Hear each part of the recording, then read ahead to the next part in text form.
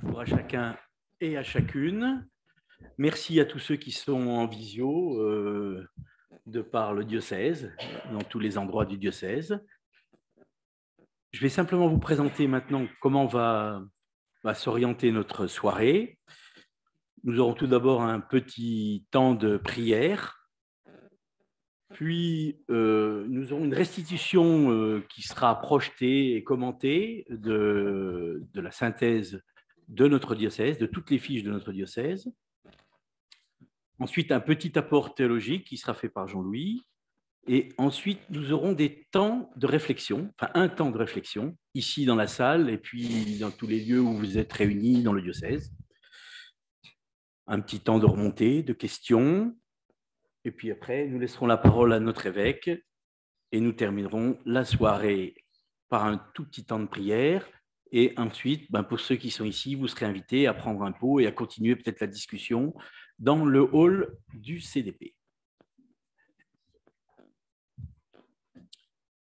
Bonjour à tous et à toutes. Alors, ce bonjour s'adresse à toutes les personnes qui sont dans l'amphi, mais aussi à toutes les personnes qui nous rejoignent peu à peu sur les écrans.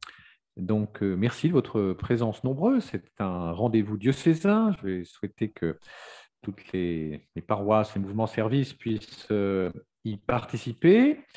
C'est pour moi l'occasion aussi de remercier toutes les personnes, toutes les équipes qui ont participé à la consultation du synode mondial lancé par notre pape, donc les quelques 300 à 350 équipes qui ont rédigé, qui ont fait remonter le fruit de leur réflexion. Un merci parce qu'il n'y aurait pas de synodalité sans des personnes qui prennent effectivement la route, qui cheminent ensemble, qui partagent et qui font connaître le fruit de leur réflexion commune.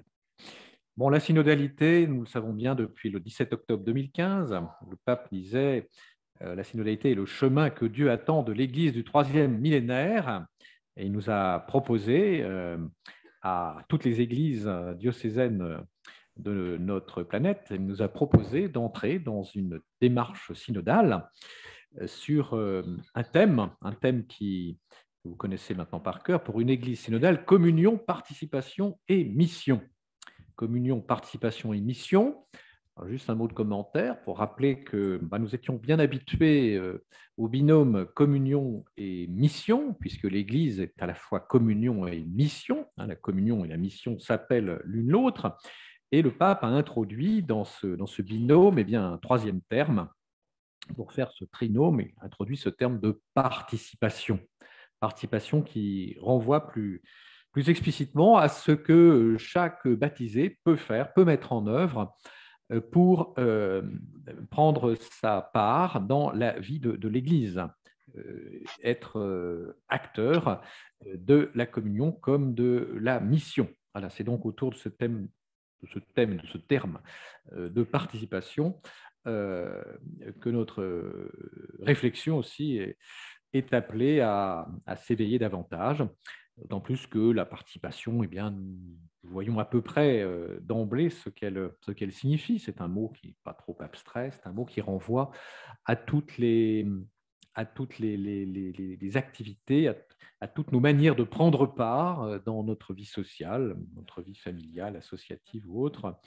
Nous avons à prendre part. Voilà, et bien comme chrétiens, comme baptisés, nous avons à prendre part aussi de cette vie d'Église qui est toujours plus communion, toujours plus mission, et qui doit devenir toujours plus synodale, comme le pape nous y invite.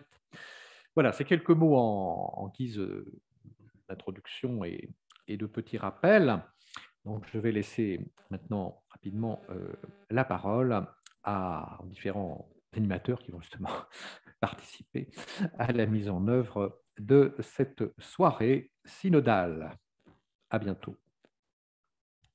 Je vous propose de nous mettre debout.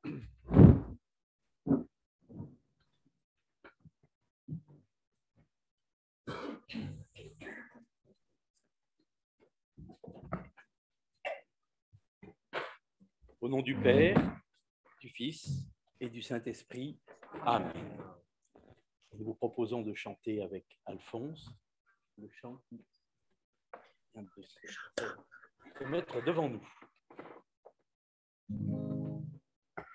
Comme lui, savoir dresser la table, comme lui, nouer le tablier, se lever chaque jour et servir par amour, comme lui, offrir le pain de sa parole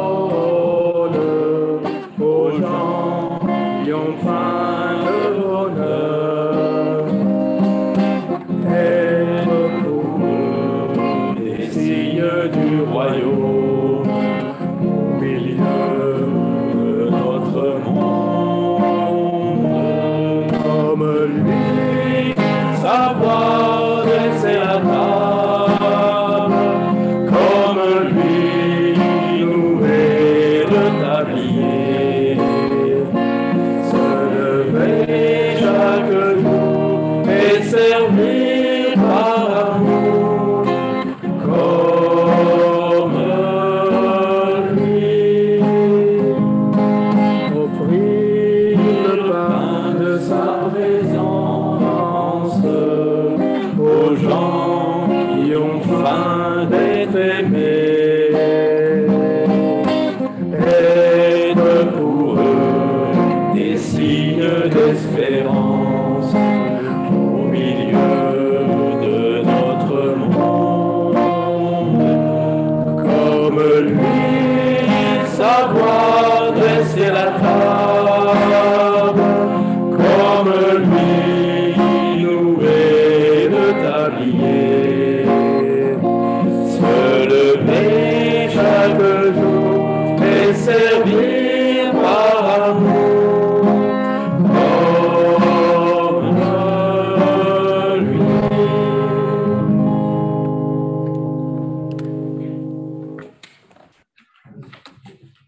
Dans l'évangile de Saint Jean,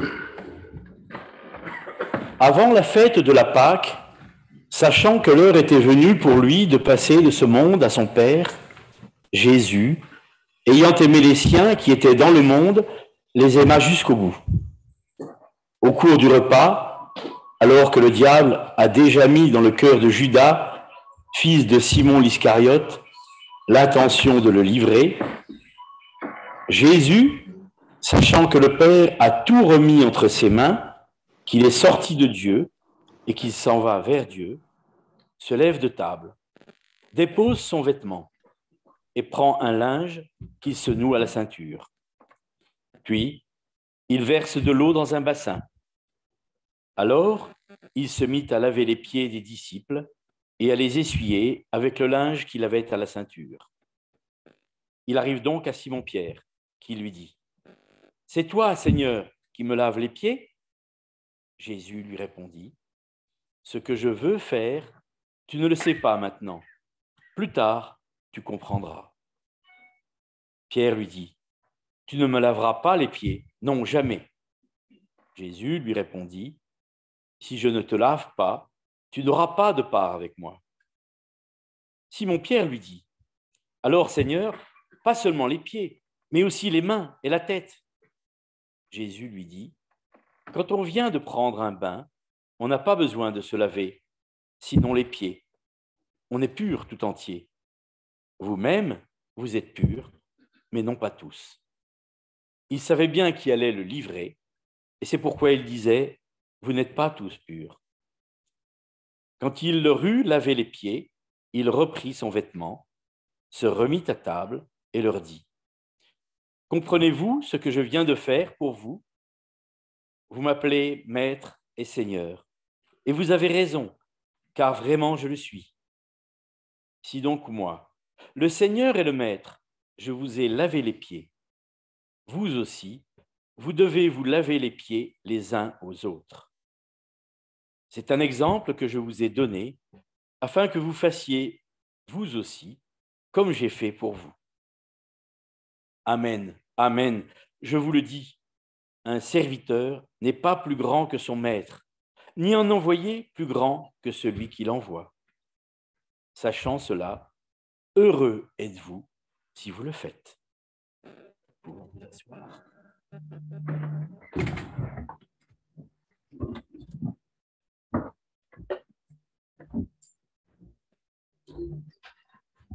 Donc, dans un univers très gnostique, dont les fils de la pensée tissent le récit de l'évangile de Jean, on le voit à travers des expressions, par exemple, qui a l'épouse et l'époux, et aussi celui qui vient d'en haut est au-dessus de tous, entre autres exemples.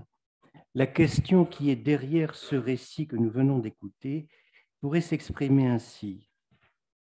Jusqu'où peut aller le Fils de Dieu ? C'est-à-dire, quelle est la forme de son incarnation parmi les hommes, dans ce monde qui ne l'accepte pas. Le geste du lavement des pieds, qui continue de nous déranger par l'aspect servile et abaissant qu'il montre, à tel point que parfois on voudrait le remplacer par le lavement des mains. Ce geste donne à la communauté des disciples la forme la plus concrète de toute la prédication et le sens des miracles de Jésus. Certes, la mort de Jésus sur la croix se présente comme le signe le plus complet de sa mission. Il dit ailleurs, « Ma vie, nul ne la prend, c'est moi qui la donne. » Pourtant, le geste du lavement des pieds parle à la communauté de l'Église comme celui du serviteur, image véhiculée par le prophète Isaïe. Elle définit l'Église, au même titre que le repas eucharistique, comme servante, serviteur, aux pieds des hommes. Et pour bien le faire comprendre, Jésus ajoute que c'est un geste qu'ils auront à faire les uns aux autres.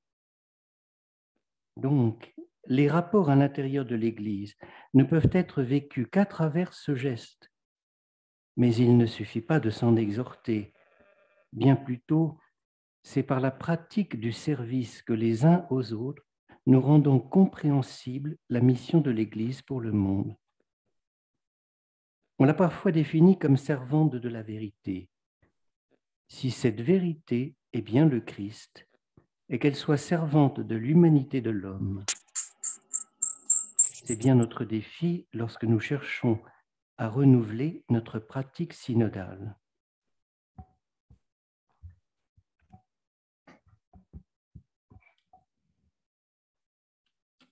Au nom du Père, du Fils et du Saint-Esprit. Amen. Et je laisse maintenant la parole à Anne, aux deux Anne plutôt, qui vont nous présenter la synthèse.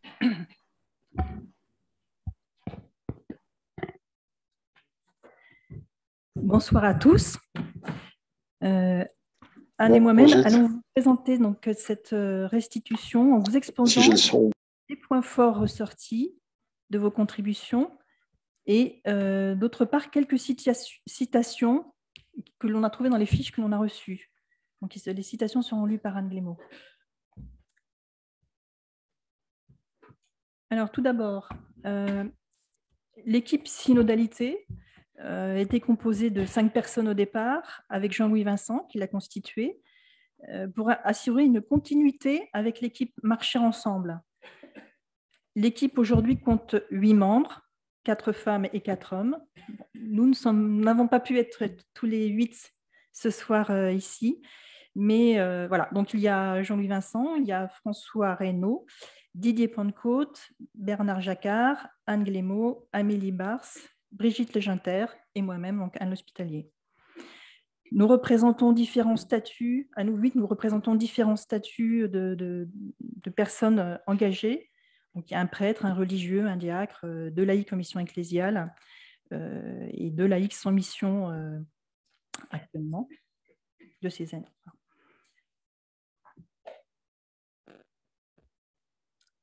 Comment avons-nous travaillé?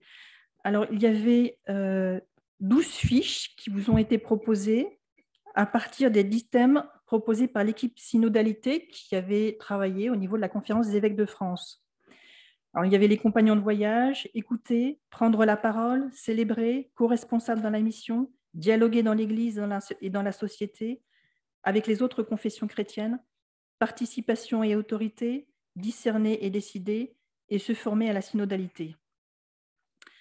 Une conférence visio a été présentée en janvier 2022 et qui a permis à un certain nombre d'équipes à démarrer après. Il y a eu des informations dans les nouvelles du diocèse et sur le site internet du diocèse où vous pouviez récupérer donc les 12 fiches.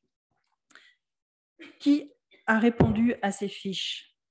Des groupes de paroissiens, des groupes déjà existants ou alors simplement constitués pour l'occasion.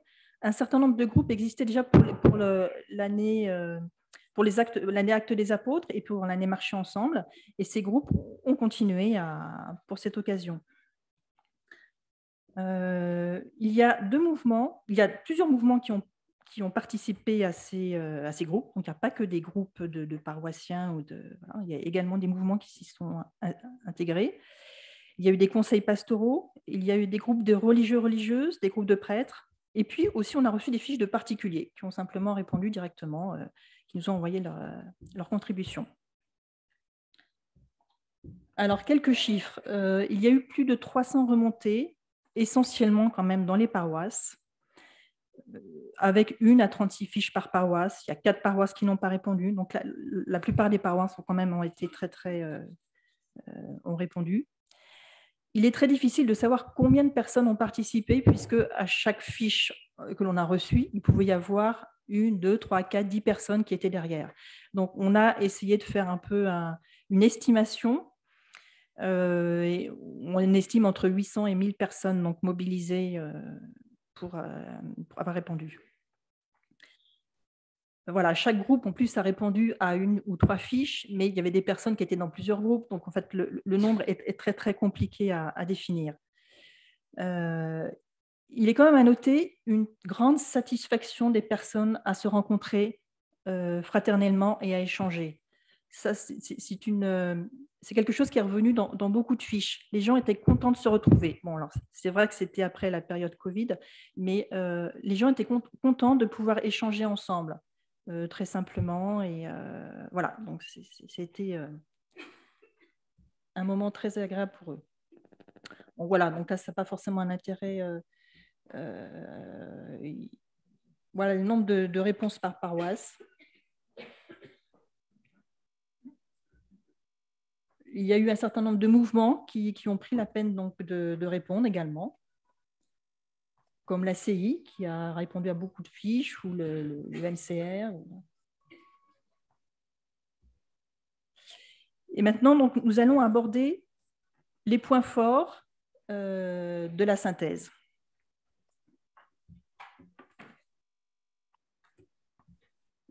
Les fiches que nous avons dépouillées étaient très riches, mais la synthèse demandée par le national devait être très succincte. On a reçu, donc, je vous ai dit, 300-350 fiches. Il fallait condenser ça en 10 pages à peine. Puis c'est 8 ou 10 pages. Hein. Donc, voilà, c'était assez compliqué. Les participants ont exprimé leurs constats et leurs attentes. Beaucoup de domaines ont été abordés concernant l'Église universelle, le diocèse et surtout les paroisses. Beaucoup de leurs réflexions concernaient la vie des paroisses et avec des demandes très concrètes. Nous allons donc vous proposer maintenant un rapide regard sur les points forts de ces propositions. Au niveau de l'Église universelle, alors je vais évoquer rapidement ce niveau parce que bon, on ne peut pas beaucoup faire avancer les choses à notre niveau ici. La place des femmes dans l'Église.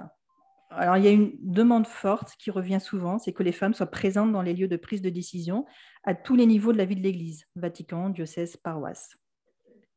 Dans l'Église, la place des femmes pose question. Elles sont très présentes numériquement, mais peu visibles, et uniquement en charge des fonctions de support. En parallèle à ce constat, l'Église semble peu audible pour les hommes, chez lesquels on note peu d'engagement. Hormis les clercs, eux-mêmes souvent en position de surplomb, les hommes sont peu présents et peu actifs. Il y a eu un certain nombre de fiches sur l'appel de femmes au ministère de diacre et de prêtres. Plusieurs demandent que les femmes aient accès au ministère diaconal et parfois presbytéral, et que ce ministère soit aussi ouvert aux hommes mariés. Nous souhaitons davantage de reconnaissance pour le travail des femmes dans l'Église, la possibilité pour elles d'être diacres ou prêtres. Il y a eu des demandes d'ordination presbytérale pour les hommes mariés. Il est demandé aussi que soit redéfinie dans le droit canon la mission des curés.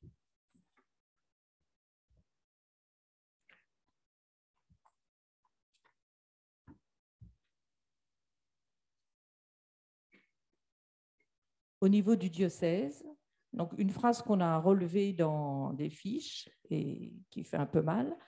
En paroisse, on est inférieur à ceux du diocèse. Le diocèse est ressenti comme un lieu lointain où les décisions sont trop centralisées. Les relations avec les services diocésains sont difficiles.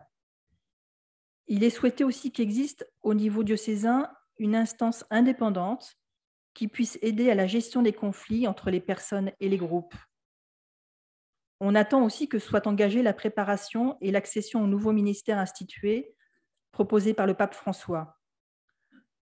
On attend du diocèse des propositions de formation dans de nombreux domaines. Il est souhaité que ces formations puissent être décentralisées ou diffusées en vidéo. Les domaines évoqués sont nombreux. Formation à l'écoute, à l'accueil, à la gestion des conflits, formation biblique et théologique, formation à la conduite des réunions et à la prise de décision, formation au travail en équipe et à la délégation.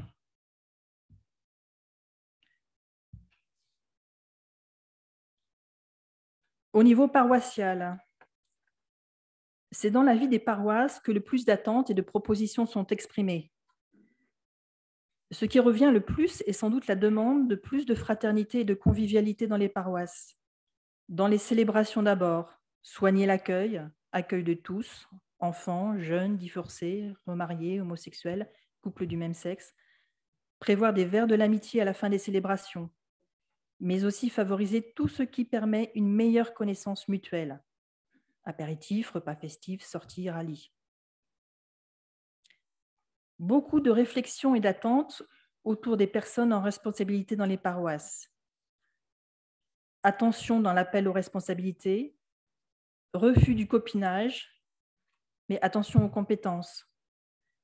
Souhait que les missions soient clairement définies, avec une lettre de mission et une durée de mandat définie. Il faut offrir aux personnes appelées une formation, un accompagnement à la fois dans la fonction et au plan spirituel.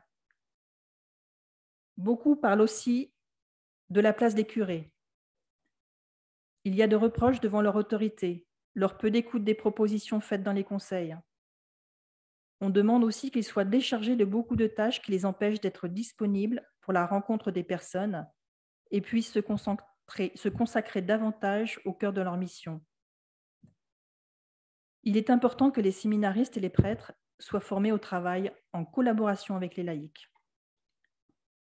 Il faut libérer les prêtres de leur rôle de validation systématique, de leur participation à tout, de façon à leur laisser plus de temps pour être proches des paroissiens, des malades et pour leur vie de prière personnelle.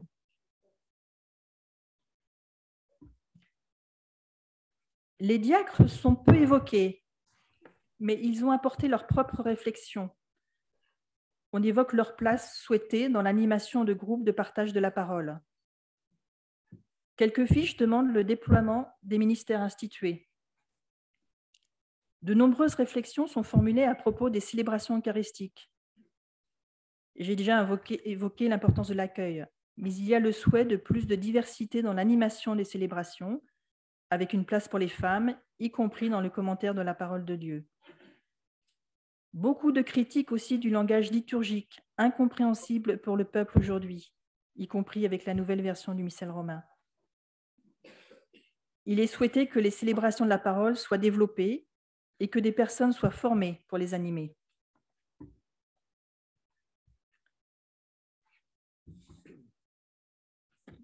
Beaucoup d'attentes aussi pour faire vivre les petites communautés locales, en particulier là où il n'y a plus de culte régulier dans les églises. Temps de prière, groupe de lecture de la parole. Il apparaît aussi que l'organisation et le fonctionnement des paroisses est mal connu. Il y a peu de liens entre les diverses instances, services diocésains, mouvements. Chacun fonctionne dans son coin. Beaucoup de questions aussi autour de la prise de décision, de la place des conseils, conseil pastoral quand il existe, conseil pour les affaires économiques, qui ont souvent l'impression de ne pas être écoutés. Relations avec le monde extérieur. L'Église ne peut fonctionner en vase clos. Elle est dans le monde et les relations sont difficiles. Beaucoup reprochent à l'Église de tenir un discours qui ne peut être entendu par nos contemporains sur la morale sexuelle, conjugale ou sur la bioéthique. Elle doit trouver un langage plus humble et être davantage à l'écoute des personnes. Beaucoup disent ne pas savoir comment parler avec le monde contemporain. Nous sommes une communauté parfois fermée ou vue comme déconnectée par ceux qui n'en font pas partie. Beaucoup sont laissés de côté, les abîmés, ceux qui n'ont pas d'allure. Il y aurait peut-être des pistes à explorer autour des questions de l'écologie, d'où l'intérêt de la démarche Église verte. Mais il y a quand même des lieux et des occasions de contact. Les églises bâtiments en font partie. Contact avec le maire, entretien du patrimoine, accueil des touristes, animation culturelle. L'Église est aussi très présente sur le terrain de la solidarité, en lien avec beaucoup d'autres partenaires. Elle est bien présente dans le monde de la santé, avec le service évangélique des malades. C'est un des aspects de sa responsabilité missionnaire. Une équipe souligne la spécificité de la présence des chrétiens. L'efficacité missionnaire est souvent un rayonnement invisible, une patience et un entêtement dans un ordinaire qui passe souvent inaperçu. Nous sommes les mains, le sourire et la compassion de Dieu. Sont évoquées aussi des expériences missionnaires nouvelles. Le travail avec les WEMS, Week-end Mission Prière Service, dans quelques paroisses. Le constat a été fait que les appels à des volontaires missionnaires rencontrent plus de succès, notamment auprès des jeunes parents souvent peu disponibles, pour des missions ponctuelles, collectives et spectaculaires, plutôt que pour des actions individuelles, périodiques et durables. Plusieurs insistent à propos de cette dimension missionnaire sur l'importance de la rencontre personnelle. La joie de vivre attire, construit, sème la joie et le plaisir de marcher ensemble.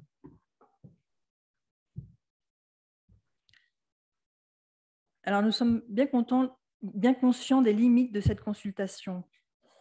Il est important, après cette présentation des points forts, de ne pas oublier ces limites, en effet. Les personnes qui se sont réunies étaient souvent des personnes bien insérées dans l'Église, souvent âgées, à l'image de nos assemblées dominicales.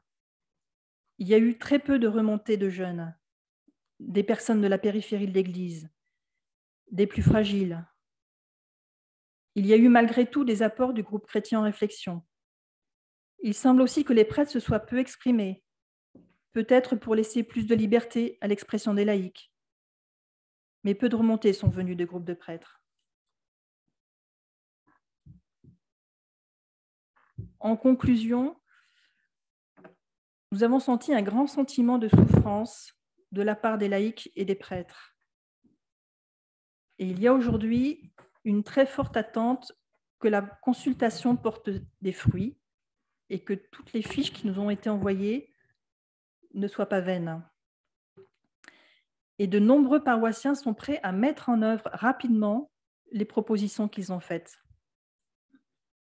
Nous avons rencontré une très grande volonté de bouger et une grande motivation dans ces fiches. Voilà, merci. Voilà.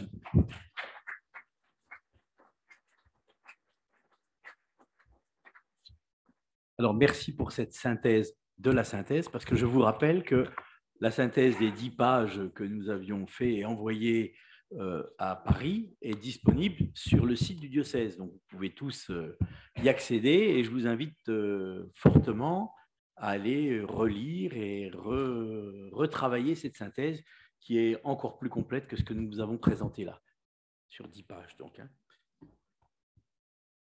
Nous allons laisser la parole maintenant à Jean-Louis Vincent, qui va nous présenter un petit apport théologique sur la synodalité.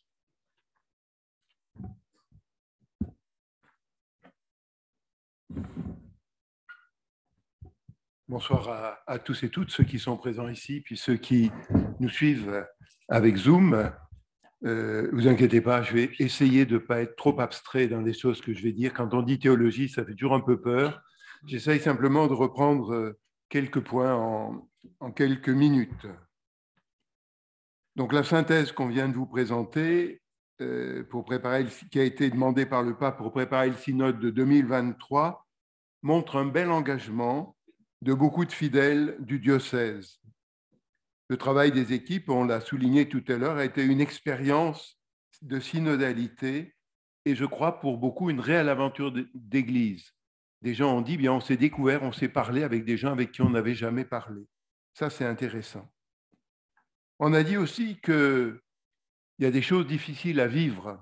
Mais ce qui est peut-être intéressant, c'est de repérer que ces difficultés, elles portent sur ce qui est le cœur de notre mission de chrétiens. Les questions qui sont venues sont des questions autour de l'annonce de la parole, de la disponibilité, de la rencontre, de la solidarité, de l'écoute et de l'accueil, du partage de la parole de Dieu, ce qui est bien le cœur de notre vocation de baptiser. Et ça touche au cœur de notre foi. Et donc, quelques points que nous voulions souligner après cette relecture. La première chose, le Concile Vatican II, dont on fêtait avant-hier le 60e anniversaire de l'inauguration, le Concile Vatican II nous a rappelé avec force que la mission confiée par le Christ à son Église prend sa source dans le baptême. On avait un peu oublié que la mission n'était pas que l'affaire de quelques-uns, mais qu'elle se fondait sur le baptême. Et elle est donc l'affaire de tous les baptisés, tous dans la diversité de leur mission, de leur vocation, sont appelés à se mettre au service de l'Évangile pour témoigner en actes et en paroles du projet de Dieu. Et le projet de Dieu, nous le savons, c'est de rassembler en lui toute l'humanité. On a lu tout à l'heure la page du récit du lavement des pieds qui nous rappelle cette dimension fondamentale qui est celle du service. Alors, dans l'Église, le ministère diaconal est là pour nous rappeler le service, mais les diacres ne sont pas ceux qui sont exclusivement chargés du service. Le service, c'est une dimension de notre baptême qui est à vivre pour les uns et les autres. Il s'agit de travailler ensemble à faire grandir la fraternité entre tous les humains et de les inviter à nouer une communion d'amour plus profonde avec le Père, par le Christ et dans l'Esprit. La mission des baptisés, c'est d'abord leur mission au cœur du monde, dans la diversité des situations qui sont les leurs, les situations familiales, les situations professionnelles, la vie sociale, la vie associative, la vie politique. Toutes les dimensions de la vie sont des lieux où nous sommes envoyés en mission par notre baptême. Cette mission donc se déploie dans toutes ses dimensions. Elle se nourrit de l'écoute et de la méditation de la parole de Dieu. Et c'est assez intéressant de voir le nombre de fiches qui insistent sur cette importance de l'écoute de la parole, du partage de la parole. C'est des choses sur lesquelles, sans doute, on aura à revenir. Donc, l'écoute de la parole, la prière et la vie sacramentelle, qui sont des éléments fondamentaux de notre vie chrétienne. Elle se nourrit aussi, cette mission de baptiser, de l'écoute des uns et des autres, de l'écoute de ce monde dans lequel nous vivons, dans la diversité des situations, des choix, des appartenances religieuses. On a eu peu de fiches qui évoquaient le dialogue interreligieux ou même le dialogue dans les différentes tendances, disons, les différentes familles de notre Église catholique et de nos communautés, mais on sent bien que c'est une question qui est derrière. Et quand on dit qu'il faut s'accueillir tous, on voit bien que c'est un des enjeux et une des difficultés. Écoute Israël, c'est une des invitations qui revient très souvent dans la vie du peuple de Dieu. Écoute Israël, vous savez, c'est le début de la prière que les Juifs disent plusieurs fois par jour. Écoute Israël, notre Dieu est l'unique. Et Jésus reprend cette invitation à écouter la parole quand il présente le commandement nouveau, qui est le commandement de l'amour de Dieu et de l'amour du prochain.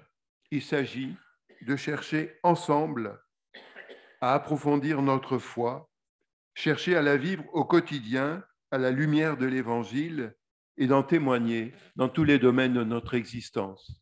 Et on a bien senti, et les fiches le font apparaître, que l'important, c'est aussi notre relation avec le monde en dehors de l'Église. Mais notre mission de baptiser, elle se vit aussi au service de la vie des communautés chrétiennes. Les personnes qui s'engagent dans des responsabilités en Église ne sont pas des bénévoles qui se mettraient au service de l'évêque ou des prêtres et acceptent d'y consacrer une partie de leur temps. Ce sont des baptisés qui répondent à l'appel du Christ. Je pense que c'est important de nous rappeler que les responsabilités que nous pouvons avoir dans nos communautés sont réponse à un appel du Christ, un appel qui s'adresse à chacun. Et vous connaissez cette phrase au moment de la multiplication des pains, donnez-leur vous-même à manger. Il y a là quelque chose d'important à redécouvrir. Et ça, c'est dit pas seulement à quelques-uns, c'est dit à l'ensemble des baptisés. Chacune, chacun a sa place à prendre. Et ça veut dire qu'il s'agit de se mettre, et c'est pour ça qu'on a pris cette page d'évangile et puis le chant qu'il introduisait dans la prière tout à l'heure. L'essentiel, c'est le service. Et nous rappeler que les baptisés engagés dans différentes fonctions dans nos communautés ne sont pas engagés au service de l'Église, ils sont l'Église au service du monde et au service du royaume. Quelquefois, on a envie de dire on est engagé, on est bénévole en Église. Non, on n'est pas bénévole en Église, on est l'Église au service du monde dans lequel nous sommes envoyés. Et ça, c'est quelque chose qui est important à redécouvrir. Ça veut dire que cet appel, il vient du Christ, alors il est transmis par l'Église, et c'est important, on l'a dit tout à l'heure, l'importance dans la manière d'accompagner ceux qui sont en responsabilité dans l'Église pour qu'ils restent fidèles à leur mission de baptiser. Les baptisés dans l'Église sont au service du royaume, au service de leurs frères humains, et les formes de ce service sont très diverses en fonction de la vocation de chacun. Les ministères ordonnés, les prêtres ou les diacres, l'évêque, les ministères institués veillent à ce que tous dans l'Église aient ce dont ils ont besoin pour accomplir la mission qui est la leur, la mission des baptisés. Mais tous marchent ensemble au cœur du monde vers le royaume où Dieu veut rassembler tous ses enfants. Voilà quelques éléments que je voulais vous proposer qui peuvent éventuellement alimenter notre réflexion, notre discussion. Bien. Merci Jean-Louis de nous avoir rappelé quelques fondements théologiques et évangéliques de la synodalité. Alors tout à l'heure, nous avons entendu une synthèse des réponses apportées dans notre diocèse à cette question de la synodalité. Donc, c'est un grand merci à chacun de vous, à chacun de nous qui avons participé à ces groupes de réflexion. Et vous vous demandez peut-être, qu'est-ce qu'on va faire ensuite? Qu'est-ce qui va se passer? Eh bien, déjà, nous pouvons vous dire que ce n'est pas fini. On compte sur vous, on compte sur votre travail à chacun. Et on va peut-être tout de suite commencer, déjà, un petit peu, là, dans cet amphi, et puis aussi en visio, par Zoom aussi, pour ceux qui le peuvent, qui sont réunis dans des salles à travers le diocèse. Donc, on va vous propose de travailler pendant, alors, on est un petit peu en avance, 51, voilà. On pourrait, pendant une demi-heure, un peu plus même, pratiquement jusque 20h30, un peu plus qu'une demi-heure, donc 40 minutes. On va vous proposer de faire des groupes de 6 personnes. Alors, soit dans cet amphi, soit si on n'arrive pas suffisamment à se répartir, dans la salle à manger qui va être ouverte, qui est ouverte, je crois même. Donc, nous vous proposons de vous mettre par 6 et de parler entre vous et de réfléchir à ce qui vous a marqué dans cette synthèse, dans la synthèse qu'on vient de vous présenter, ou que vous aviez peut-être lue auparavant, et vous redire entre vous ce que vous aimeriez, les points importants que vous aimeriez transmettre à notre évêque et à ses conseils pour qu'il s'en saisisse et qu'on avance un petit peu dans notre diocèse sur ces éléments. Donc, on va vous distribuer des petits papiers. Donc, il faudrait peut-être vous mettre par groupe de 6. Alors, soit dans cet amphi, soit, si certains veulent aller se mettre dans la salle à manger. Alors, la question, elle est écrite sur vos feuilles, cette question. Qu'est-ce qui vous marque dans ce que vous avez entendu et que vous voulez soumettre à l'évêque et à ses conseils?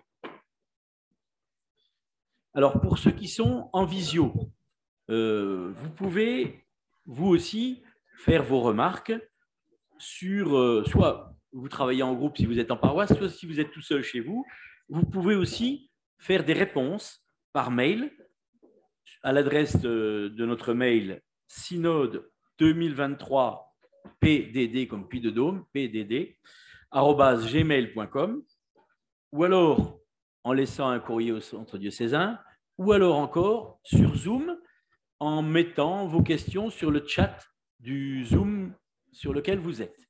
Et ces questions nous seront remontées. Donc, on se laisse jusqu'à 20h30. À 20h30, il faudrait que ceux qui sont dans la salle à manger soient revenus ici et on arrêtera les groupes dans cet amphi. Voilà. Donc, il y a 2 micros, Anne et Jean-Louis qui ont des micros. Vous pouvez lever la main et puis intervenir, soit à partir des papiers que vous avez faits, soit sur d'autres remarques ou d'autres questions sur la présentation de ce soir. Voilà, la parole est à vous.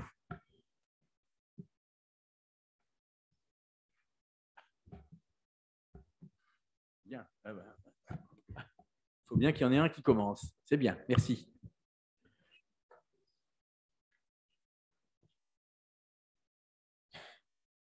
Ah oui. Alors voilà ce qui s'est dit très rapidement à notre table. La participation et le statut des femmes dans l'Église diocésaine et paroissiale doit progresser concrètement. Par exemple, pourquoi il n'y aurait pas des commentaires d'évangile faits par des femmes par moment et aussi des homélies préparées, faites par une femme. Le deuxième point, c'est faire vivre la convivialité. Beaucoup trop de gens viennent à la messe et s'en vont, comme ça, on ne se parle pas. Donc, il faut trouver des structures qui permettraient à l'intérieur de l'Église de favoriser la convivialité. Le troisième point, où sont les jeunes? Comment les faire s'exprimer? Ils n'ont pas l'air d'avoir beaucoup participé à tous ces travaux et il y a un problème, ils sont dans leur univers et il faudrait pouvoir les ramener un petit peu dans l'animation de la paroisse. D'accord. Alors, bon, effectivement, vous soulignez des points donc, importants donc, à communiquer à notre évêque. C'est ce qu'on avait demandé, hein, de dire des points qui vous semblent importants. Le troisième point que vous avez donné, sur les jeunes, simplement pour info, dans les groupes de jeunes qui avaient répondu, il y avait un groupe Sénépi qui avait répondu à des fiches. Il y a les scouts et les guides de France qui ont fait des réponses aussi. Et puis, il y avait notamment un collège, je crois, sur Ambert, c'est ça, Jean-Louis ? Le collège d'Ambert qui avait répondu. Le collège d'Ambert qui a très bien répondu, qui a fait des bonnes réponses, enfin, qui a été consulté. J'allais dire, beaucoup de jeunes ont été consultés. C'était une très bonne initiative. D'aumônerie, oui. D'aumônerie, collège privé, je crois, hein, c'est ça. Voilà. Mais c'est vrai que ça ne fait pas beaucoup de réponses quand même. Comme on l'a souligné, la moyenne d'âge, c'est plutôt au-delà de 60 ans, j'allais dire, les participants. Est-ce que quelqu'un d'autre veut intervenir ? Oui. Il n'y a pas de proposition dans ce qui a été présenté. Dommage. On va répondre. Ensuite, il n'y a pas assez de propositions. Qu'on appelle des femmes dans tous les organes de décision du diocèse et non seulement dans les services. Et pas que des femmes qui font carrière dans l'Église, qui sont plus cléricales que des clercs. C'est normal, elle porte la robe.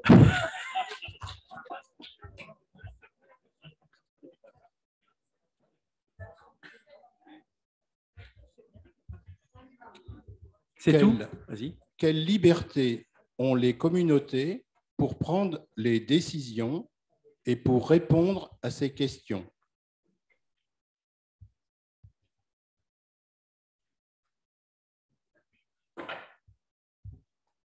Il existe différents conseils paroissiaux ou locaux qui sont déjà ou qui devraient être en situation d'apporter des réponses et des propositions. Qu'est-ce qui bloque?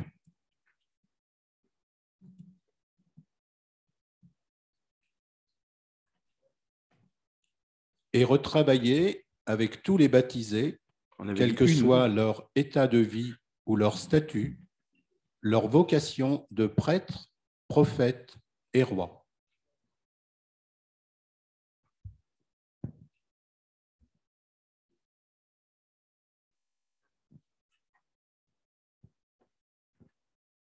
Alors, je vais répondre juste à une question, parce que c'est important, à propos des propositions. Donc, nous, l'équipe du synode était là pour faire la synthèse de l'ensemble des fiches. Notre travail n'était absolument pas de faire des propositions. On se refuse à faire des propositions. D'ailleurs, on se demandait de quel droit on aurait fait des propositions. Non, il n'y avait pas de propositions. Non, mais vous voulez dire dans vos fiches? Oui, dans les fiches, il y avait des propositions, mais on ne les a pas ressorties. On les a ressorties, mais c'est marqué d'ailleurs, plus de convivialité, etc. Mais on ne fait pas, nous, de propositions à l'ensemble du diocèse ou à l'ensemble des paroisses. C'est bien ce qu'on vous dit, c'est à vous à les faire au niveau des paroisses et puis à notre évêque pour ce qui est des questions diocésaines. C'est la deuxième phase, j'allais dire, les propositions qui vont être faites au diocèse et aux paroisses. Nous avons refusé de mettre aujourd'hui notamment, de vous proposer des choses en disant on a pensé qu'il fallait faire ceci, faire cela. Non, ce n'est pas notre travail. C'était pas notre travail, c'est votre travail, vous tous, et le travail de l'évêque. Voilà. Après les autres, j'ai noté en propos des conseils paroissiaux. Pour les retravailler avec tous les baptisés, leur vocation de prêtre, prophète et roi, c'est pour ça que Jean-Louis est intervenu tout à l'heure pour redire que nous étions tous baptisés et quelle était notre mission dans l'Église. Hein. Donc, c'était pour bien resituer le problème. Mais c'est vrai que c'est à retravailler. Dans notre groupe, on a beaucoup échangé autour de la souffrance et des laïcs et des prêtres. Et du coup, on émettait l'idée de clarifier les délégations des laïcs et des prêtres, ou les laïcs et du prêtre sur les paroisses, que le prêtre soit beaucoup plus disponible pour être pasteur et beaucoup moins dans l'administratif ou les questions bassement matérielles, si j'ose dire. Le deuxième point, c'est comment rejoindre ceux qui ne sont pas dans nos circuits habituels. C'est ça, ouais. Enfin, j'ajouterai aussi attention au langage que nous employons.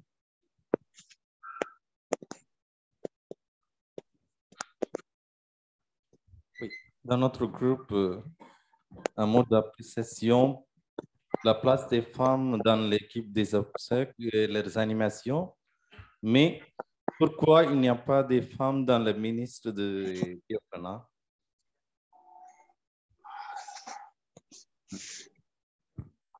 L'importance de la réseau pour se réunir tous les paroissiens, surtout qui sont éloignés de la paroisse. Donc, on a discuté, le réseau c'est très important. Troisième point, c'est pour partager la parole de Dieu. Quand il n'y a pas de messe dominicale, pourquoi les paroissiens se réunissent pour partager la parole de Dieu, pour vivre la foi? Pour les dernières questions, est-ce qu'il y a des femmes pour prendre les décisions au niveau de paroisse et au niveau de diocèse?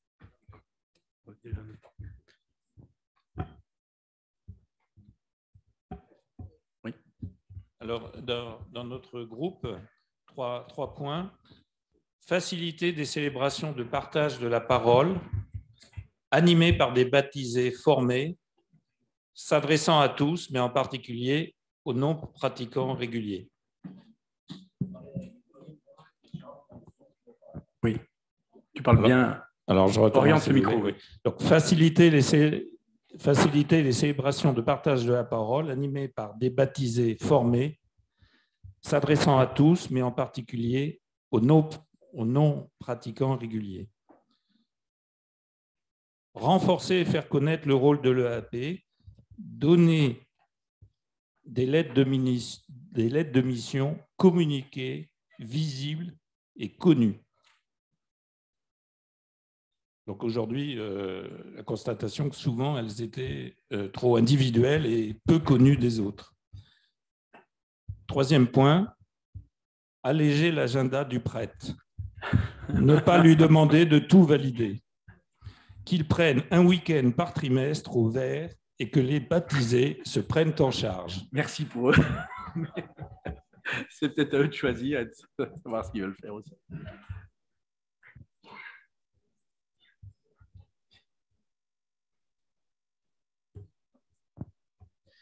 Voilà, alors on a trouvé le rapport un peu décevant car il dresse un tableau finalement assez sombre de ce qui ne correspond pas toujours à ce qu'on vit en paroisse. Voilà.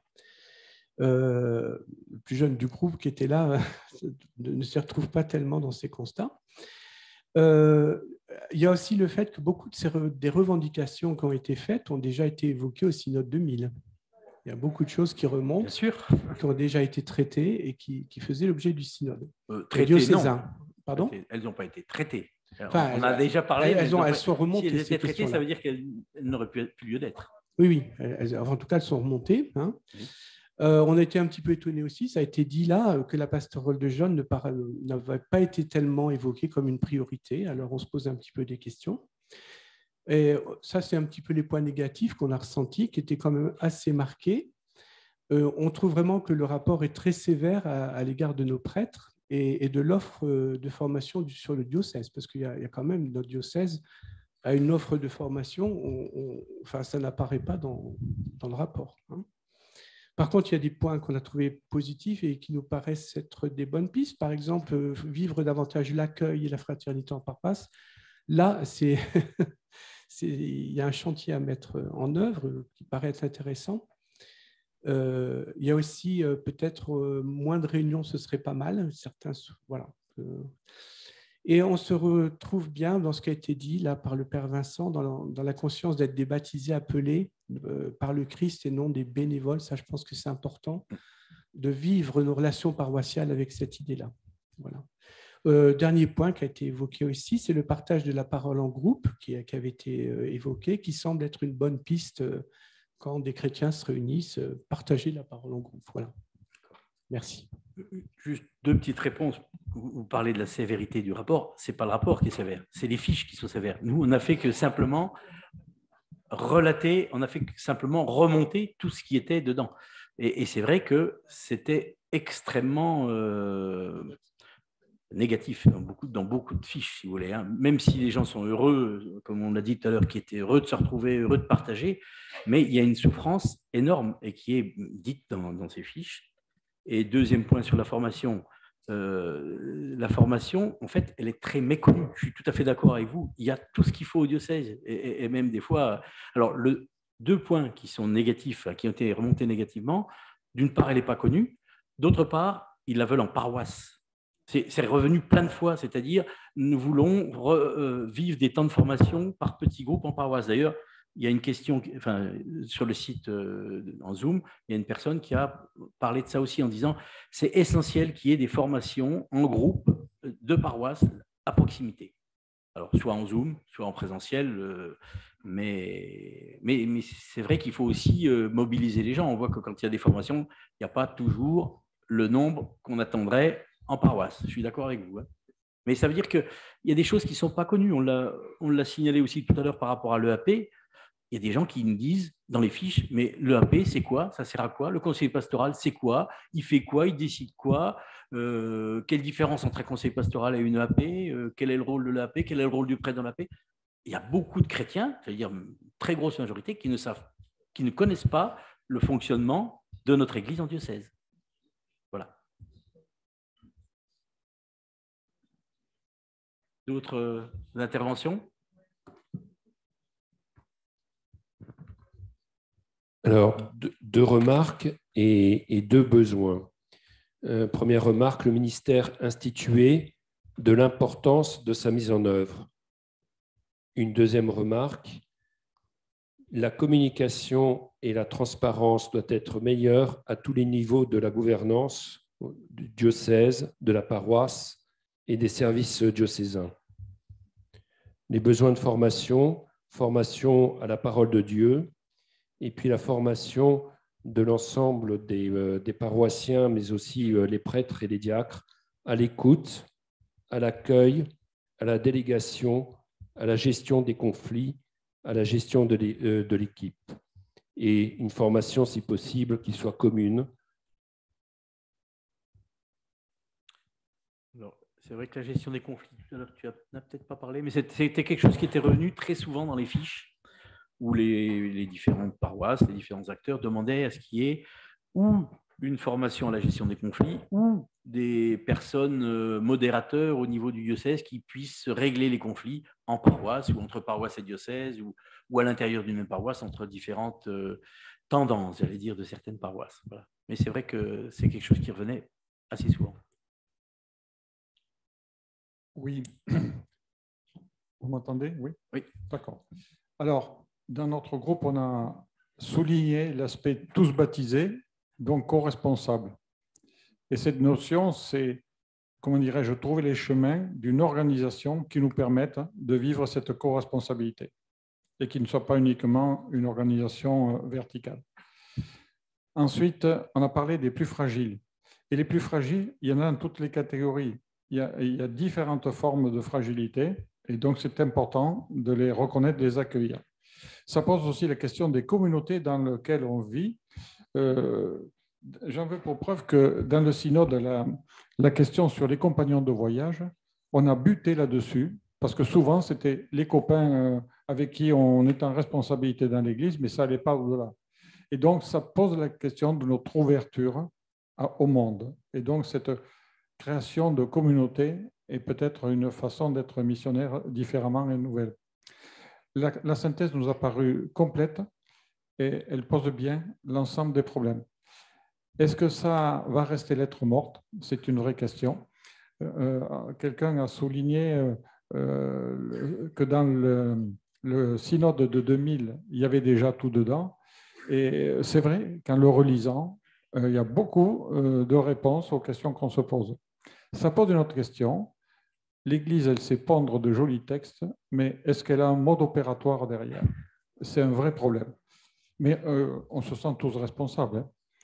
Alors, souffrance des acteurs dans l'Église aussi, on l'a souligné, et il y a des vraies souffrances, et on ne sait pas comment y répondre, parce que je ne sais pas si Alors, c'est peut-être pris en charge, mais on ne le sait pas non plus forcément.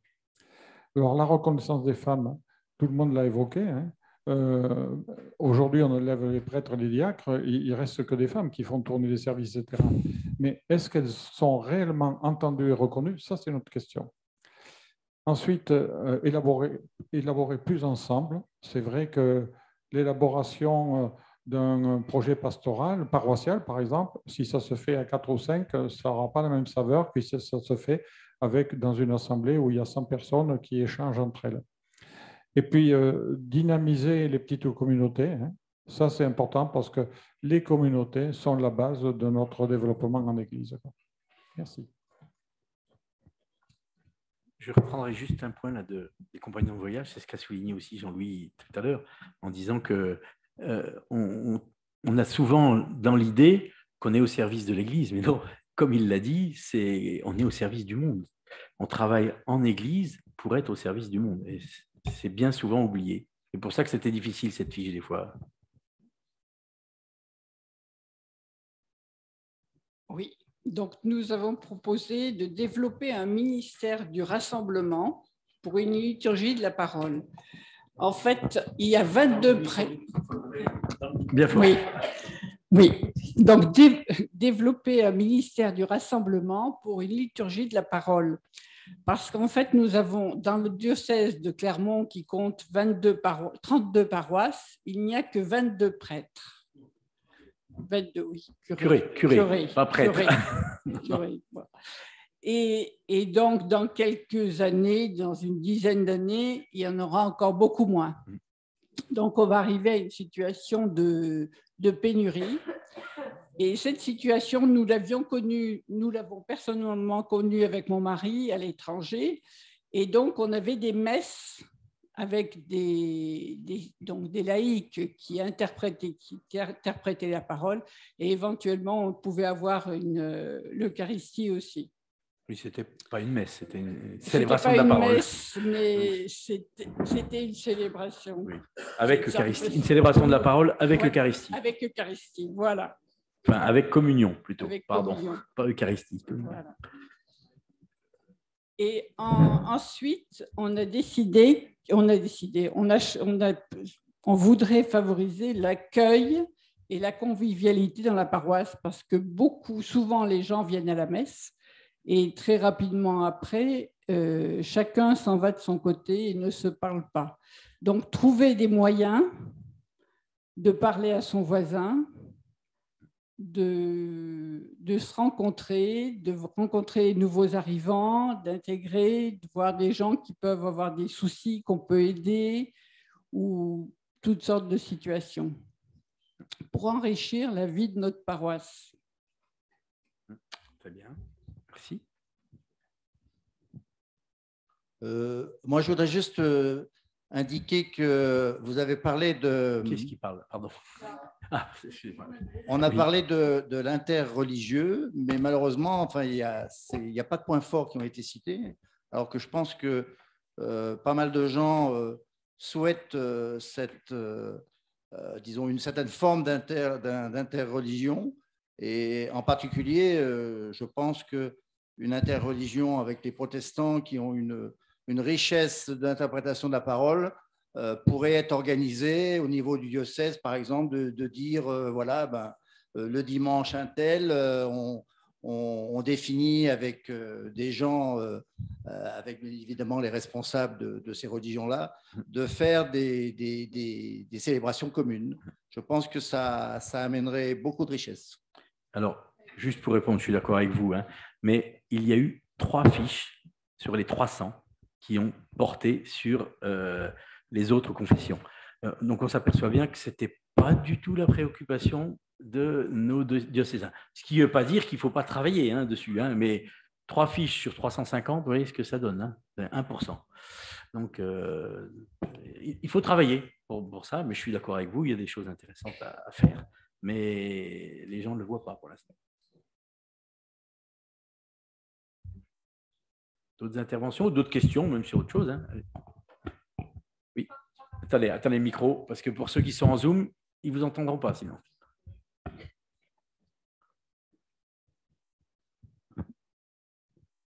par rapport à l'absence des jeunes, on s'est posé la question, c'est comment les rejoindre dans leur vie, comment être à leur écoute, comment l'Église est proche d'eux, comment les accompagner après les sacrements. Une autre question, c'est comment l'Église se rend visible et accueillante. On a souligné le fait qu'il existe des repas partagés solidaires, ouverts, dans certaines paroisses, de l'exemple du café, le cappuccino, qui rejoint aussi des gens à l'extérieur de l'Église. Comment accepter aussi de construire l'Église ensemble, comment chacun est serviteur. Et la place des mouvements d'action catholique pourrait-il pas être mieux reconnu dans l'Église? Exemple, animation à tour de rôle dans la liturgie. Question qu'on s'est posée.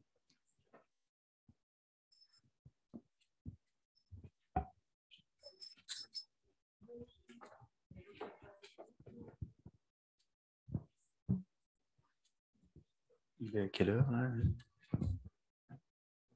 Donc, ah, il y a encore une question là-bas.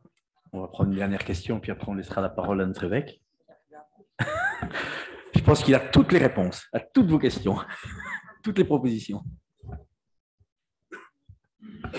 Oui, je voudrais juste revenir sur les formations. Oui. Les formations qui sont proposées sont souvent proposées dans la journée. Et quand on travaille, oui. Eh ben, le problème, c'est qu'on ne peut pas tout simplement y aller. Et donc, elles sont réservées par la force des choses aux gens qui sont à la retraite. C'est vrai. Et on s'étonne que dans la salle, il y a principalement des gens qui sont à la retraite. Mais c'est vrai que les gens qui y travaillent, j'en fais encore partie, puis pour bien longtemps, mais on ne peut pas aller aux formations qui sont proposées par le diocèse. Et c'est un peu dommage. Il faudrait peut-être trouver une solution, soit par le biais de tutos sur Internet, ou je ne sais pas, je n'ai pas de solution à vous proposer, mais c'est un peu navrant. Voilà. Donc, pensez à ceux qui travaillent. C'est vrai que c'est important aussi. Oui.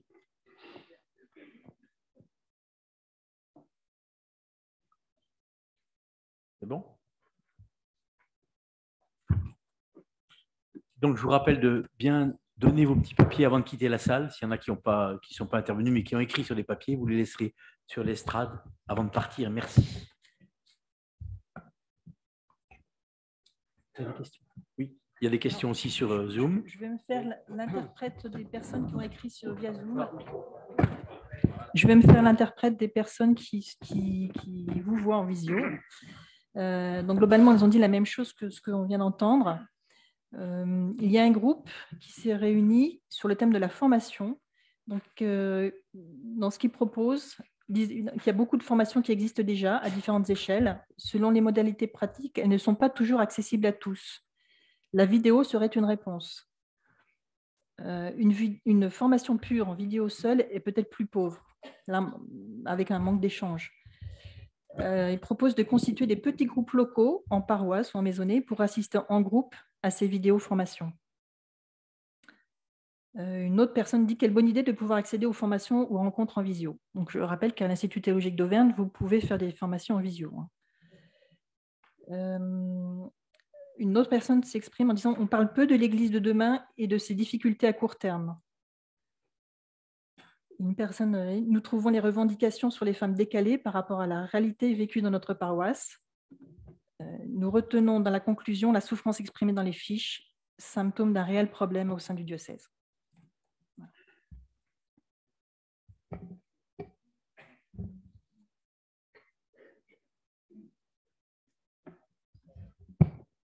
On vous laisse la parole, Caliste.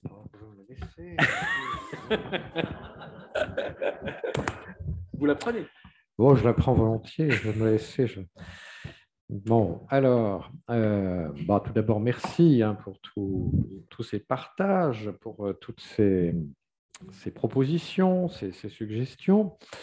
Je voudrais remercier l'équipe qui a fait la synthèse et sa proposition aussi jusqu'à ce soir.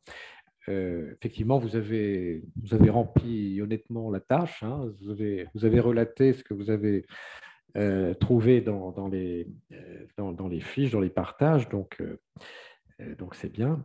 Et puis donc, tous les groupes qui ont remonté leurs remarques, leurs suggestions et tout ça, quels que soient les contenus après, eh bien c'est une manière de participer, de prendre sa place, de s'exprimer.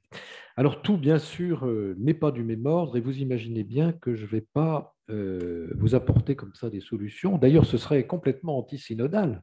Je crois que si tout d'un coup, là, à partir de ce que vous avez présenté, je vous disais, ben voilà ce qu'on va faire, on ne serait plus du tout dans une démarche synodale. On serait dans un exercice pyramidal que les réactions des groupes ont suffisamment dénoncé. Donc, je ne vais pas vous apporter de solution. Cependant, ce ne sera pas une excuse pour ne rien dire ou pour ne rien faire. Je vais essayer quand même de faire, si je puis dire, le tri dans tout cela, en vous renvoyant quand même à deux textes qui me semblent majeurs. Deux éditos que j'ai fait paraître. Alors, l'un, il y a un an, un peu plus d'un an. C'était au lendemain du colloque de la Pentecôte 2021. Ça s'intitulait « De quoi parliez-vous donc en chemin ?» Et je me posais la question, qu'allons-nous retenir de ce colloque? Comment allons-nous poursuivre notre chemin synodal? Je vous y renvoie, donc la Pentecôte 2021. Et puis, il y a ce que j'ai fait paraître en juillet 2022, synode de points continuer la route, puisqu'à l'époque, nous avions toutes les remontées des groupes, nous avions fait la synthèse et nous avions vécu le 14 et 15 juin l'assemblée extraordinaire de la CEF à Lyon, cette fois-là, autour de la synthèse nationale. Alors, je posais la question, qu'est-ce qu'on va faire de tout cela? Comment est-ce qu'on va continuer la route? Eh bien, de façon un peu différenciée. Pourquoi? Parce que le synode que le pape a décidé ne nous appartient pas. Il va continuer selon son rythme, il va continuer à une autre échelle, il va continuer au niveau mondial, il va continuer avec des étapes successives, continentales, planétaires, j'allais dire, etc. Mais non, il n'y a pas au-delà de planétaire pour l'instant. Donc, jusqu'au niveau de la planète, et donc selon des rythmes qui nous dépassent un peu. Et puis, alors, dans un tel ensemble de choses, de suggestions qui sont dans des groupes tellement hétérogènes, il y a forcément des interventions et des propositions de toute nature qui ne peuvent pas être traitées ni dans les mêmes lieux, ni avec la même urgence, ni par les mêmes acteurs. Enfin, voilà, il faut essayer de différencier le type de demande, les délais, et les acteurs qui peuvent avoir compétence pour y répondre. Je dirais que dans la société civile, il y a des grandes orientations. Je sais pas, moi, par exemple, on parle beaucoup de bioéthique, on parle beaucoup de la fin de vie. Bon, mais il y a des choses qui vont relever d'un comité d'éthique, de la Chambre des députés, d'un certain nombre d'experts, etc.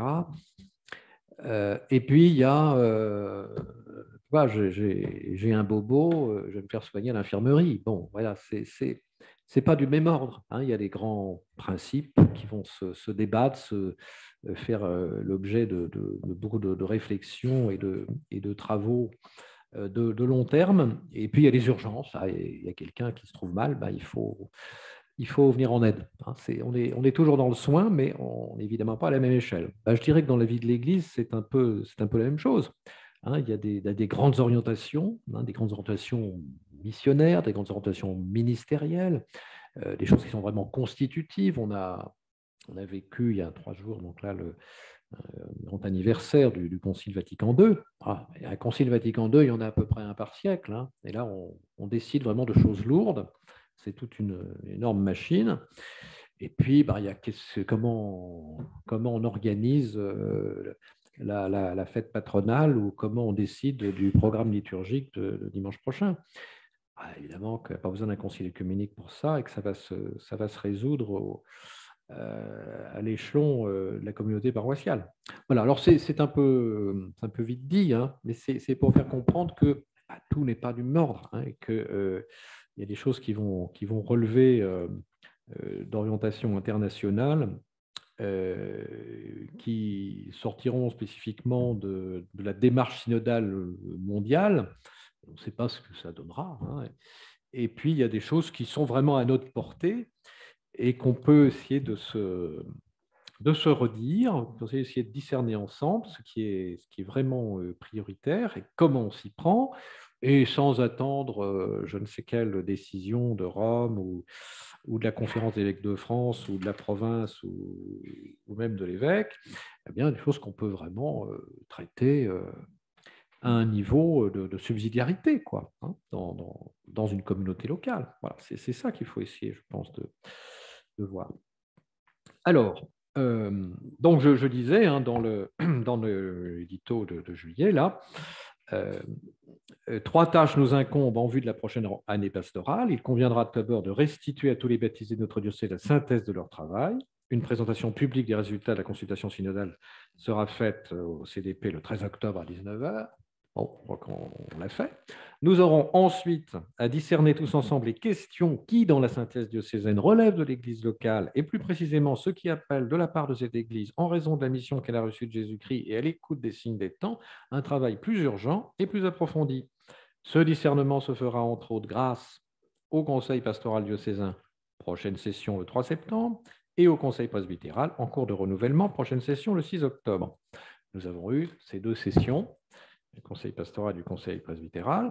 Je pense qu'une seule session ne suffira pas, il en faudra bien au moins une deuxième, pour effectuer ce discernement. Parce que ce discernement, il va porter sur le résultat des fiches, sur la synthèse que vous avez faite et qui marche déjà, si je puis dire, le travail, et puis peut-être sur d'autres idées qui sortiront des papiers qu'on va relever, d'autres courriers, d'autres groupes qui n'étaient pas là ce soir et qui écriront plus tard, que sais-je encore. Bon.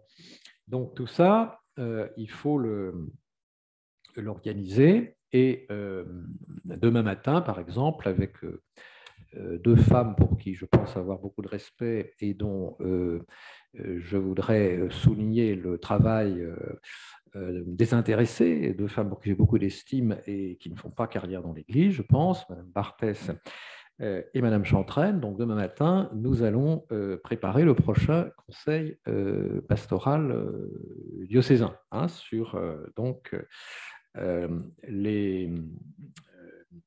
comment l'Évangile aujourd'hui peut être une parole d'espérance, qu'est-ce qui bloque pour la diffusion de cette parole d'espérance, et quels sont les moyens que nous pourrions mettre en œuvre pour que cette parole d'espérance soit plus audible et mieux vécue, à commencer par ceux qui l'apportent, ceux qui l'écoutent, c'est-à-dire nous-mêmes. Bon, voilà un exemple de ce travail. Avec le Conseil presbytéral, eh bien, nous abordons différemment les choses.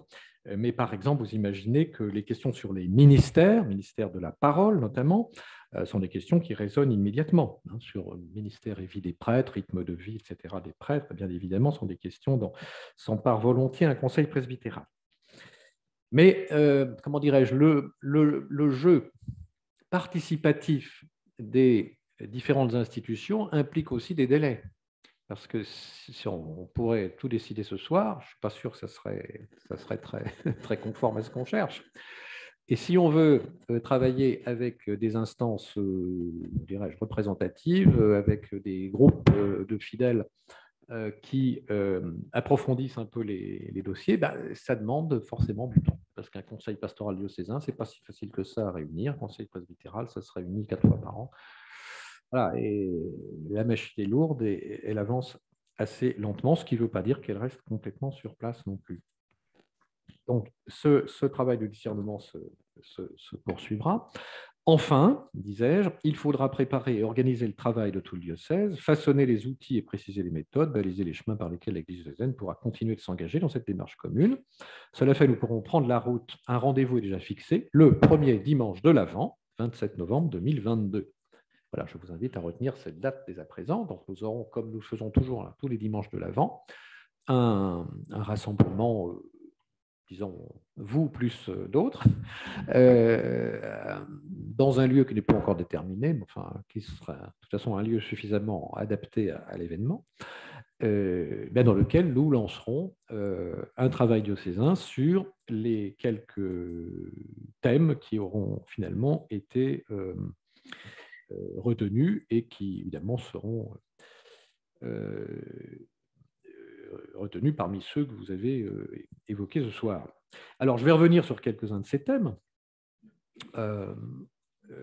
Il y en a bien sûr beaucoup, je ne veux pas parler de tout, mais voyez, par exemple, tout de suite, des thèmes qui sont entendus, mais que je ne pourrai pas traiter, que je pense au niveau de notre diocèse, nous ne pourrons pas traiter, hein, c'est la question de l'ordination de ministres dans des conditions autres que celles qui sont encore inscrites dans la loi universelle de notre Église. Hein. C'est-à-dire que je peux tout entendre concernant l'ordination des femmes, et c'est une vraie question théologique et pastorale, mais vous imaginez que ce n'est pas dans le diocèse de Clermont que demain matin, je vais décréter que j'ordonnerai des femmes diacres ou prêtres. Je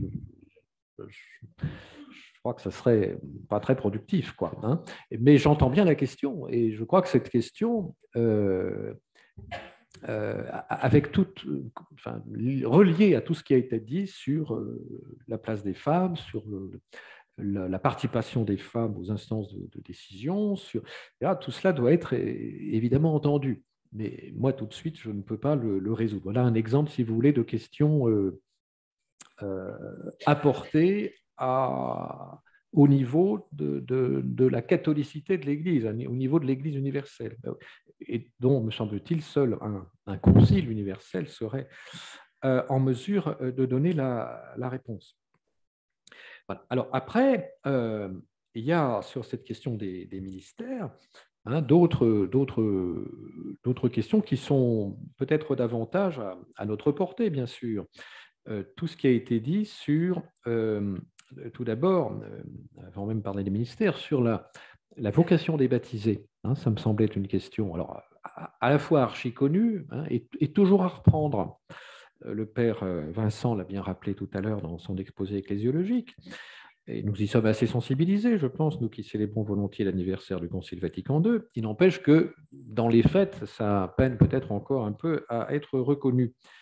Oui, nous sommes des baptisés appelés, nous sommes des baptisés envoyés, hein, et l'Église, ce n'est jamais qu'un peuple appelé, un peuple convoqué, un peuple envoyé.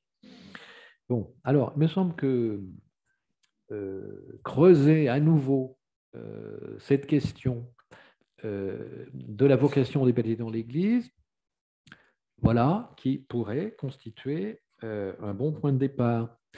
Réfléchir ensemble à la manière dont nous pourrions, dans notre diocèse, mettre en œuvre les différents ministères institués destinés à des laïcs, hommes ou femmes, comme le pape en a donné la possibilité par ses derniers motu proprio. Voilà quelque chose qui peut se traiter dans le cadre de notre Église. Alors, avec une petite nuance, c'est qu'il ne faut pas faire cavalier seul. L'Église de Clermont, elle est en communion avec des tas d'autres églises. Hein, j'étais hier en réunion de province. Bon, nous sommes dans une province, puis nous sommes dans une CEF, puis nous sommes dans un continent européen, puis nous sommes dans une planète. Et il y a parmi nous, et il faut s'en réjouir, je les salue au passage, des représentants d'autres églises diocésaines, hein, notamment des prêtres fidei donum qui sont parmi nous. Voilà. Ce n'est pas qu'une église toute seule sur un îlot. Et donc, il ne faut pas non plus que nous partions comme ça, tout seuls sur une idée fixe, et puis qu'on s'aperçoive après que les autres sont partis dans une toute autre direction et que la communion dans l'Église, bien, finalement, elle se défait plutôt qu'elle se construit. Donc, il faut quand même qu'on travaille un peu en cohérence avec l'autre. Hein. Et la mise en œuvre des ministères, de la parole, des ministères de lecteurs, donc ministère d'acolyte, ministère de catéchiste, je pense qu'on doit pouvoir avancer en concertation, on doit pouvoir avancer assez rapidement là-dessus. Le Conseil presbytéral de Clermont, d'ailleurs, avait devancé un peu cette initiative du pape en réfléchissant au ministère qui serait nécessaire pour pour servir la vie des communautés chrétiennes. Et nous avions notamment réfléchi sur un ministère de la communion, hein, au sens de l'union de tous les chrétiens, et puis un ministère de la parole. Et nous sommes dans le sujet, évidemment, avec le ministère du lecteur. Bon, mais vous avez évoqué aussi la question du rassemblement, la question de... Quand on est dans la convivialité, on n'est pas très loin finalement de la communion, hein, c'en est un aspect, une expression, un signe, enfin voilà, tout ça. Bon, je crois qu'autour donc des ministères, hein, il y a un vrai sujet qui est vraiment à notre portée, qui est urgent et qui peut vraiment nous intéresser, nous mobiliser. Bon, le ministère de la parole reste sans doute celui qui est le plus facile à appréhender et peut-être le plus urgent aussi, dans la mesure où vous l'avez bien noté dans des tas de groupes, hein, où la parole nous nourrit, la parole nous appelle, la parole nous ressource. Donc il faut que cette parole aussi soit partagée, soit proposée, soit priée, soit annoncée, enfin voilà. Bon, tout ce qui s'est dit autour de la formation, autour de la formation. Alors oui, c'est vrai, d'un côté, nous avons beaucoup de bonnes propositions. Je me réjouis vraiment de voir que le service de formation est bien à la hauteur de ce qu'on peut attendre dans un diocèse comme le nôtre. Je me réjouis aussi de voir que l'ITA peu à peu se développe, se fait connaître. J'entends bien les difficultés pratiques, hein, et il faut essayer d'y remédier. Je pense qu'on peut y remédier de deux manières. D'abord, davantage d'informations pour savoir que ces formations sont à disposition de tous les fidèles, et d'autre part, une certaine décentralisation, sans doute, hein, de telle sorte que tout soit autant que possible accessible dans tous les lieux du diocèse, qu'on puisse se former sans se déplacer, qu'on soit à Saint-Éloi-les-Mines ou à Ambert, ou un peu ailleurs aussi. Bon, ça c'est du bon sens, c'est atteignable, ça ne va pas être très compliqué de dire il faut qu'on progresse là-dessus et de prendre les moyens de progresser là-dessus. Une formation plus adaptée, peut-être plus décentralisée, mieux connue. On est dans du possible quand même, j'allais presque dire dans du facile, en tout cas dans du nécessaire. Merci de l'avoir rappelé. Bon, je voyais un ensemble de choses autour de, comment j'appellerais un peu peut-être les différentes vocations ou les différents rôles, les différentes fonctions, dans les paroisses. Les fonctionnements ne sont pas toujours connus. Vous avez dit les lettres de mission ne sont pas toujours connues. Finalement, qui fait quoi, au nom de quoi, ce n'est pas toujours très clair. Enfin, il y a peut-être des lieux où c'est tout à fait clair, donc la question ne se pose pas. Il y a sûrement des lieux où c'est moins clair et il faudrait sûrement clarifier, hein. Comment articuler le travail d'une EAP avec celui d'un conseil pastoral s'il existe, comment faire fonctionner avec une vraie responsabilité, une vraie capacité d'initiative, un conseil économique de paroisse. Voilà, ce sont les vraies questions. Comment peut-être, je dis peut-être, le débat est ouvert, hein, comment peut-être signifier l'envoi en mission des personnes responsables. Vous voyez, par exemple, dans la remise de lettres de mission, le cadre liturgique dans lequel ces choses-là peuvent se faire. Voilà, c'était pas besoin d'un concile pour statuer là-dessus, hein. Je pense que ce sont des sujets dont on peut discuter assez facilement. Et je vous invite à le faire. Donc, ça aiderait aussi à clarifier donc, les rôles et donc à mieux les jouer, peut-être à plus facilement les renouveler. Parce que si on ne sait pas qui fait quoi, on ne peut pas avoir l'envie de faire comme, hein, ou de faire après, ou de faire autrement.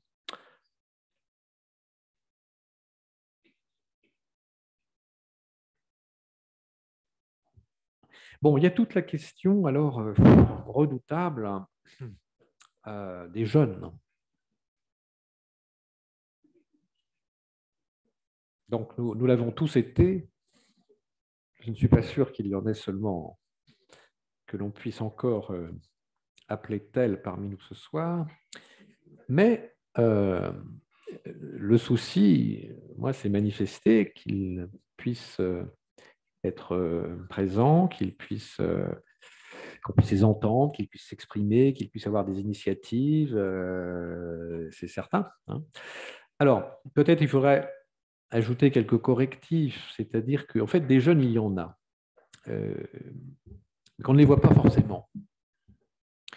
Parce que nous vivons dans une église qui est assez cloisonnée, qui a des activités parallèles, successives et pas forcément transversales. Hein. Je m'explique. Par exemple, des jeunes, moi j'en rencontre très souvent. Hein.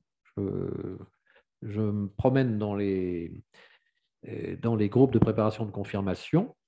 Je rencontre que des jeunes. Hein. Bon.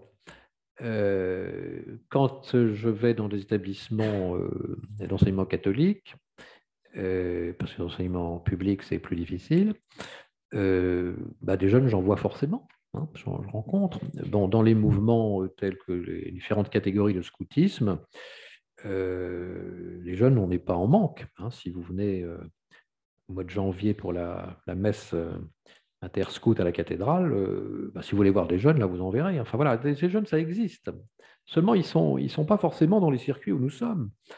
Et puis alors, excusez-moi, j'ai peut-être un peu poil à gratter, mais après tout, pourquoi pas. Si on a leur proposé que des réunions comme celle de ce soir, c'est sûr qu'ils ne viendront pas, quoi. Enfin, c'est le bon moyen pour qu'ils ne participent pas à nos affaires. Hein. C'est des débats très feutrés, très savants, très concentrés, très graves. Désolé, mais faites venir des gamins parmi nous. Enfin, si vous voulez qu'ils ne reviennent pas, c'est le bon truc. Hein. Bon, donc, il faut quand même qu'on se pose des questions là-dessus. Hein. Des jeunes, j'en vois à l'hospitalité de Lourdes, ils prennent soin des malades. Il y a des jeunes, parce qu'ils ont des choses concrètes à faire, parce qu'ils ont l'impression que ce qu'ils vivent a du sens, parce qu'ils ont l'impression d'être effectivement ces serviteurs des autres, ces serviteurs du monde dont nous parlions tout à l'heure.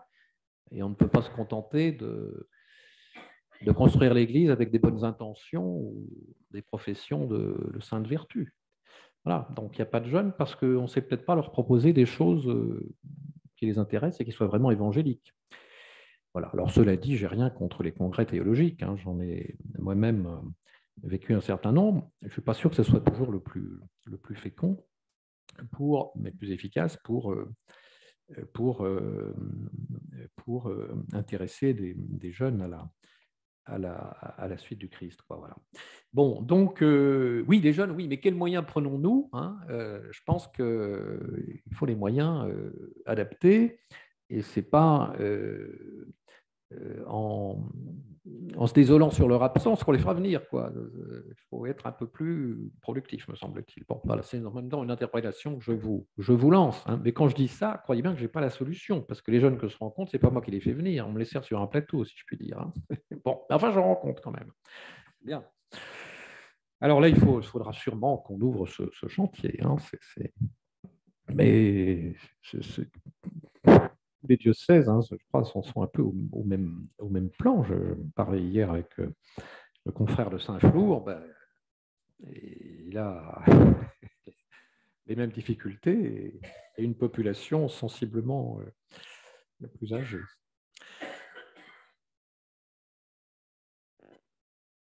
Bon, je ne traiterai pas tout, bien évidemment, mais ce n'était pas mon but. Hein. Et puis, je ne veux pas vous lasser par des propos dont on pourrait avoir l'impression qu'il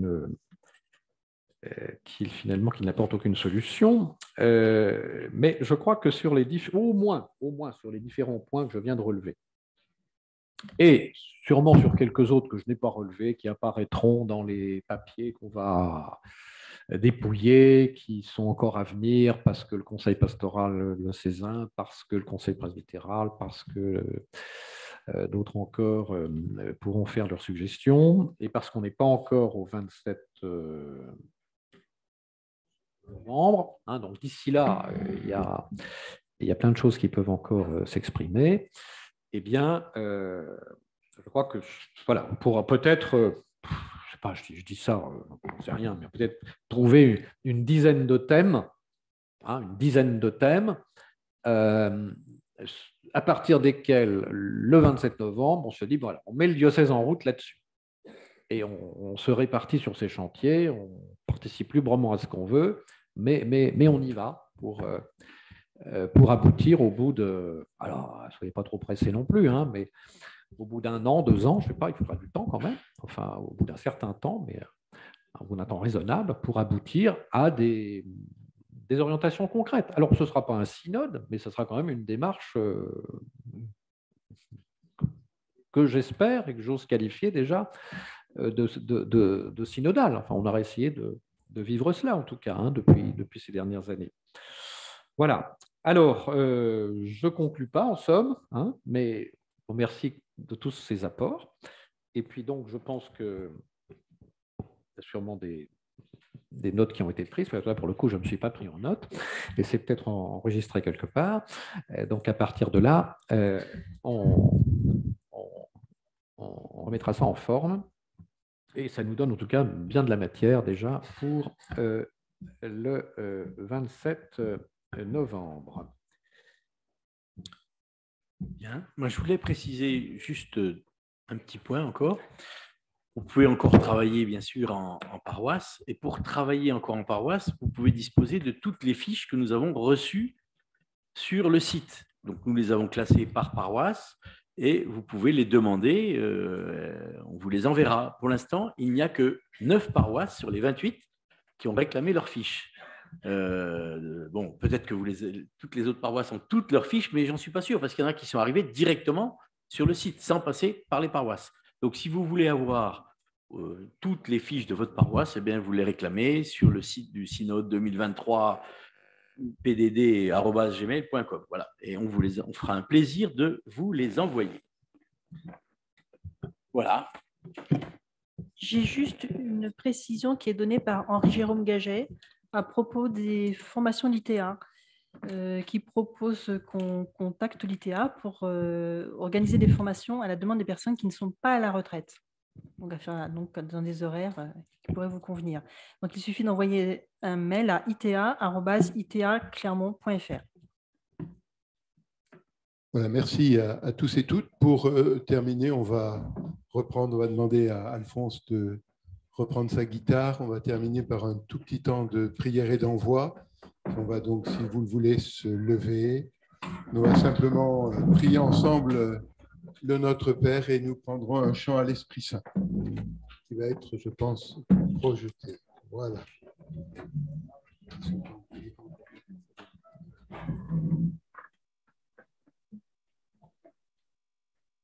Et je vous rappelle qu'après, on a un petit temps pour se restaurer puisqu'on a commencé avant l'heure du dîner. Donc, il y aura quelques propositions dans le hall qui nous permettront de continuer à parler entre eux.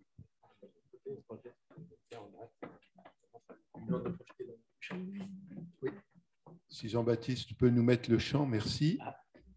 Au nom du Père et du Fils et du Saint-Esprit. Amen.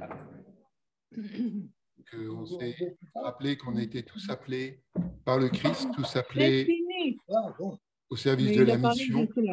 On est tous appelés à être fils et filles de Dieu et à témoigner à nos frères autour de nous qu'ils sont eux aussi appelés à entrer pleinement dans cette filiation. Avec eux, en communion avec tous nos frères et sœurs de toute la terre, nous pouvons dire « Notre Père qui es aux cieux, que ton nom soit sanctifié, que ton règne vienne, que ta volonté soit faite sur la terre comme au ciel. Donne-nous aujourd'hui notre pain de ce jour. Pardonne-nous nos offenses, comme nous pardonnons aussi à ceux qui nous ont offensés.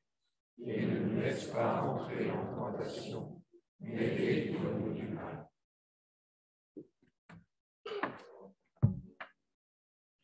Viens, esprit de sainteté, viens, esprit de lumière, viens, esprit de feu, viens nous embraser, viens, esprit du Père, sois la lumière,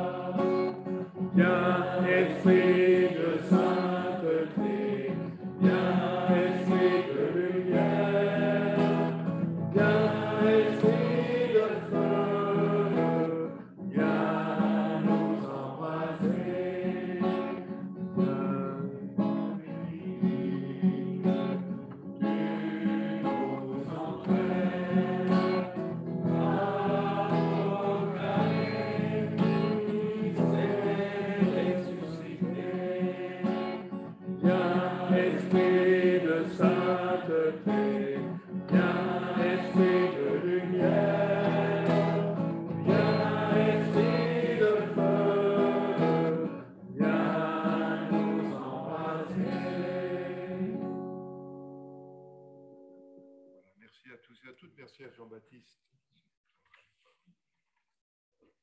Merci à tous et à toutes. Merci à Jean-Baptiste.